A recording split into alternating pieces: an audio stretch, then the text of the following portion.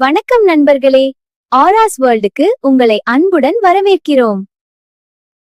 ஒரு பெரிய காட்டில் மிகவும் புத்திசாலியான ஒரு குரங்கு வாழ்ந்து வந்தது. ஒரு நாள் மரத்தின் கீழே நிறைய பழங்கள் கிடந்ததை அது பார்த்தது. வாவ், இவ்ளோ பழங்களா? எல்லாம் எனக்கே. குரங்கு சாப்பிட்டாலும் மனம் நிறையவில்லை. ஆனா திடீர்னு கையில இருந்த ஓட்ட குடத்துல குரங்கின் கை மாட்டிக்கிட்டது. ஐயோ, கை வெளியே வர மாட்டேங்குது.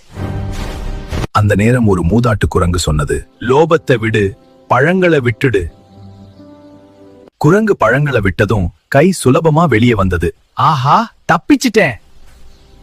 அந்த நாளிலிருந்து குரங்கு லோபத்தை விட்டது.